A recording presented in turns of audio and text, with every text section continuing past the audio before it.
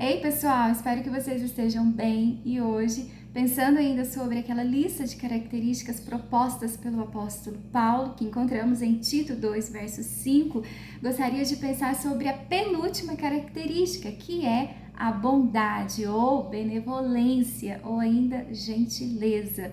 E essa é uma característica que é difícil argumentar a respeito. Por quê? Porque se trata do óbvio, e o óbvio é aquilo que todo mundo sabe do que se trata, mas nem todo mundo está disposto a fazer. Exemplo, as guerras. Se todo mundo, embora conhecessem a bondade, do que se trata a bondade, considerasse a bondade de fato e tentasse praticá-la, talvez nem precisaríamos falar a respeito das guerras. Bem, eu quero aqui considerar com vocês algumas coisas. Primeira coisa, que Jesus é a perfeita expressão da gentileza, da bondade do Pai, de Deus, através do seu Filho em nosso favor. Nós não merecedores, nós pecadores. Segunda coisa que eu quero pensar com vocês é que quando nós praticamos um ato de bondade, nós não estamos fazendo isso de forma aleatória, jamais. Nós estamos fazendo isso dando testemunho a respeito de Deus, pois a bondade nasce em Deus.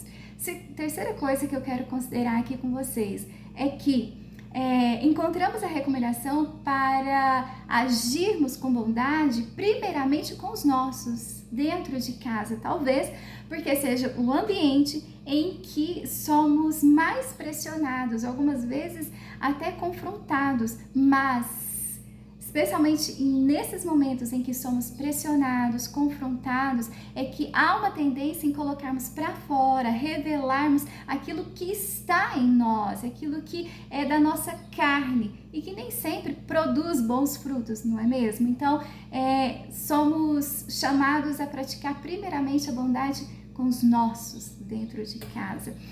Uma outra coisa que eu quero considerar aqui com vocês é que na Bíblia encontramos a recomendação para amar aquele que nos persegue, orar por aquele que é tido como nosso inimigo. Então, com relação à bondade, não é diferente. É claro que é um desafio amar, ser bondoso com aqueles que nos perseguem, com aqueles que nem sempre são generosos, gentis, respeitosos. Mas não há mérito nenhum em fazer o bem àqueles que estão sempre prontos a nos servir, a amar aqueles que são amáveis. Então, o nosso desafio é este, é ser bondoso, é agir com bondade com aqueles que não são bondosos para conosco. Uma outra coisa também a ser considerada é que, ao fazermos isso, ao encararmos esse desafio, em primeiro lugar, nós temos consciência de que é uma ação divina em nós, através do Espírito Santo, que nos move a fazer isso. E uma outra coisa a ser considerada é que, ao fazermos isso, estamos imitando a Deus. Afinal, somos chamados para isso, para sermos imitadores do Senhor. Então, é assim, o Senhor nos ama apesar de nós, o Senhor é bondoso apesar de nós, pecadores, não merecedores. Então, quando encaramos esse desafio em ser bondosos com aqueles que não merecem a nossa bondade, nós então estamos obedecendo a Deus e sendo imitadores do Senhor.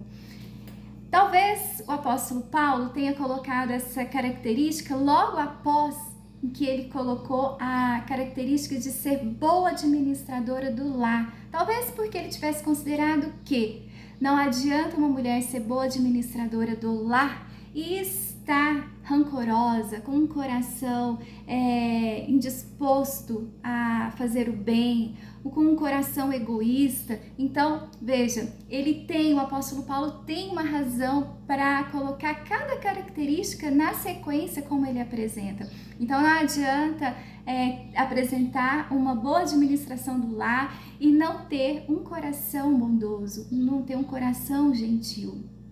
Tantas coisas poderiam ser ditas aqui a respeito da bondade. E E a minha oração é para que o Senhor tenha misericórdia de mim, tenha misericórdia de você, para que não percamos a chance, a oportunidade de praticar a bondade. Seja com quem for, que o Senhor nos conceda um coração bondoso para a honra e para a glória dele. Deus te abençoe.